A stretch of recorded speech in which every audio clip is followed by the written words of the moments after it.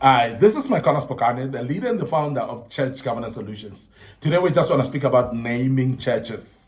We want to speak about what to consider if you are to name a church. There are some of you who are just about to open ministries. You are in the process of shaping up a ministry, registering it, and so on.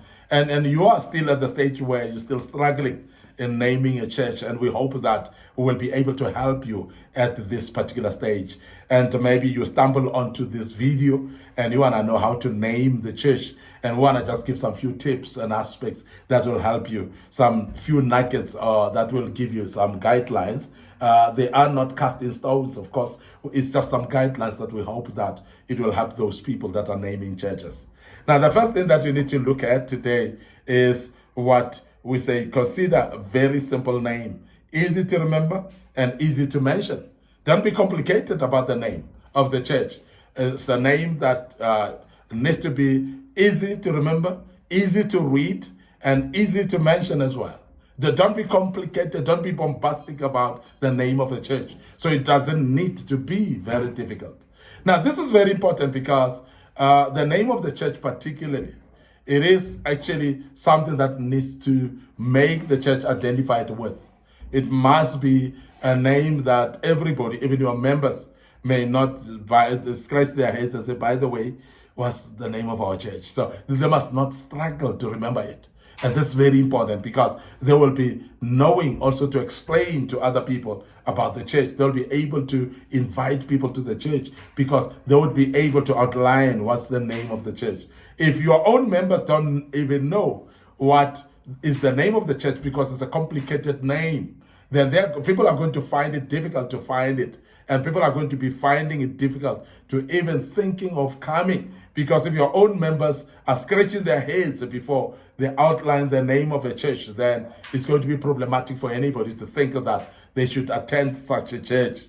And the other thing that is very important is consider a name that is in line with your vision.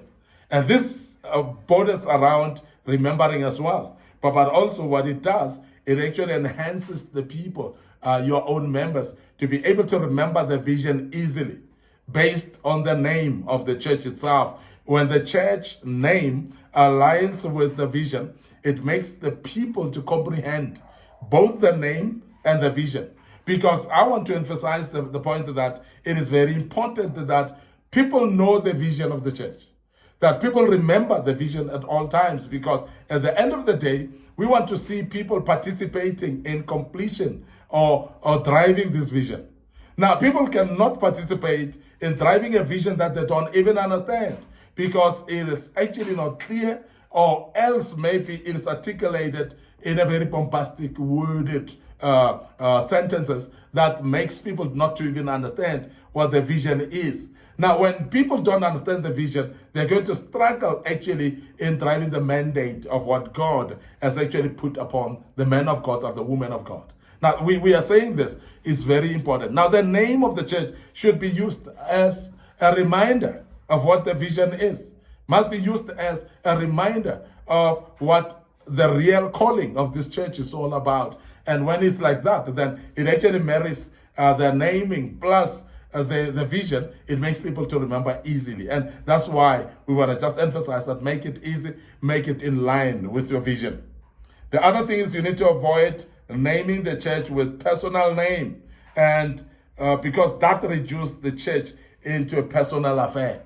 And that we want to emphasize, because if I'm going to say this is Micornus Phokane Ministries, and that actually reduces the Church of God to a personal affair, to a Micornus Phokane property, to somebody that I own, to somebody that is mine, to somebody that I can do anything about, to something that I can actually dictate on. So when it's that way, it actually even limits the people from committing fully, because they don't know whether they are committing to the work of God or the work of man. They're not even sure whether they're actually promoting the work of God or somebody's fiefdom. And that's very key. And I want to emphasize that because it's something that in the days that we're living in, there are many people that are naming churches by their own personal names. And I want to say that That is the reason sometimes that your church is empty like it is, because people don't want to find themselves contributing towards an individual kingdom, as they want to contribute towards the kingdom of God.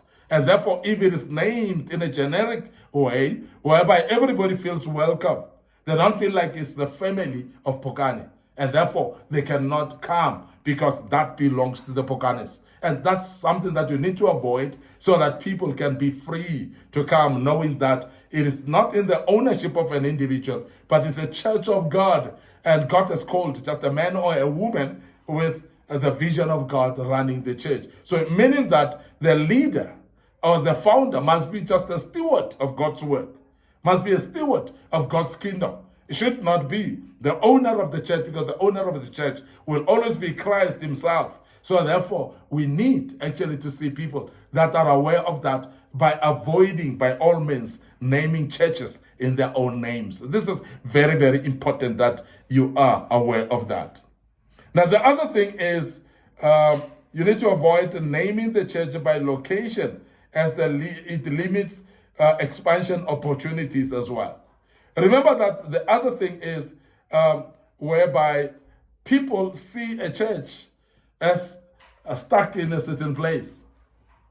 You name it by the location. When you name it by the location, if you are going to expand and need to move the church because the stand all of a sudden is small, or the building all of a sudden is small, you're going to need to build it somewhere, which is in another location, but then it's still called by the name of the location. You're actually limiting the expansion, because then you are going to feel you're going to find it difficult to change the name of the church just in the middle of it.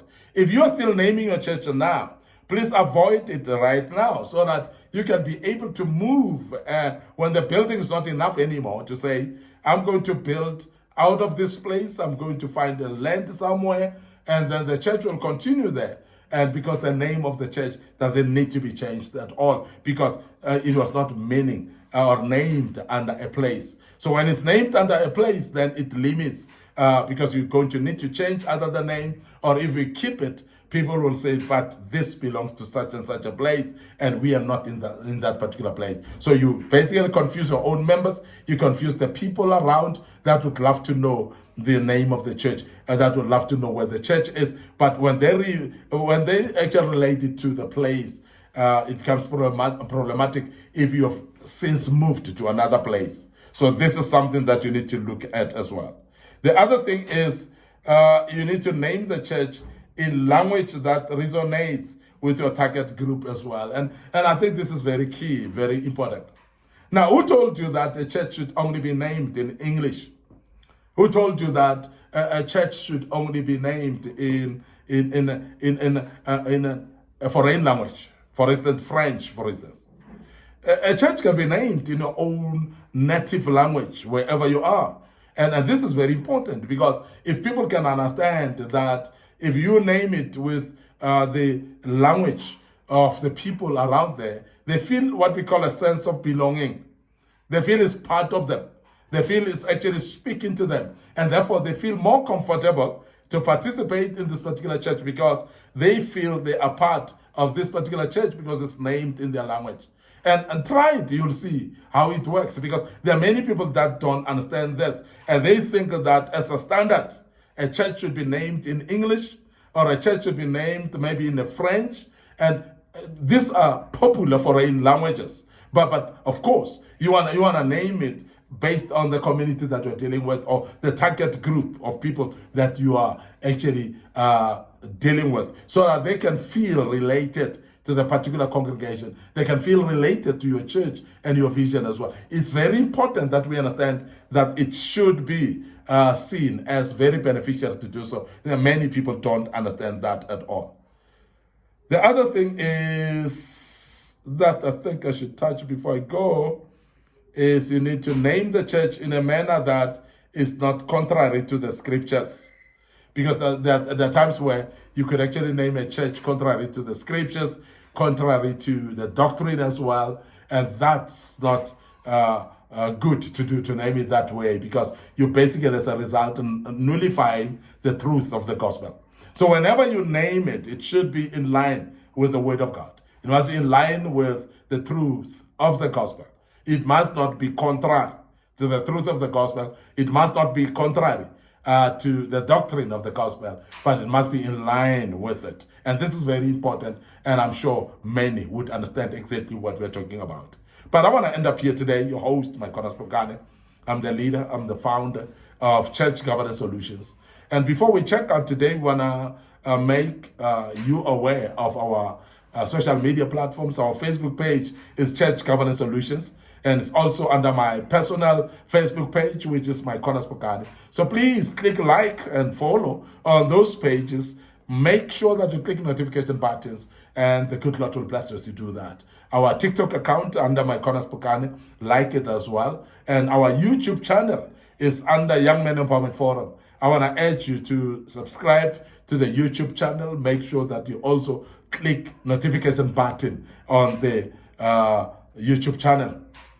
It's a channel that's serving a lot of materials, and I would love to urge you to browse through and navigate through the YouTube channel. You'll see a lot of topics that we've dealt with that may be very useful for you and your church. That may be very useful to you and your congregation as well. You may be able to share it with other individuals. It could be your colleagues in the ministry. It could be your loved ones. It could be also the colleagues at work as well. So it's very, very important that you share the links of this platform.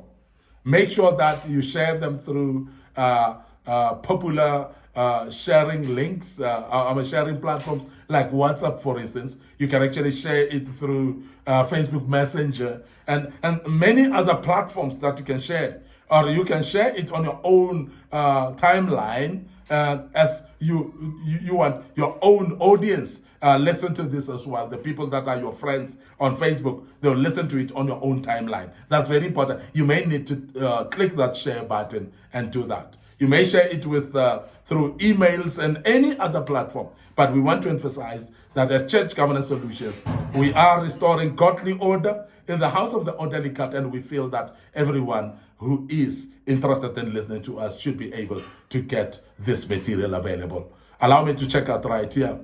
Until we meet again with another topic, may the Lord bless you, and cheers for now.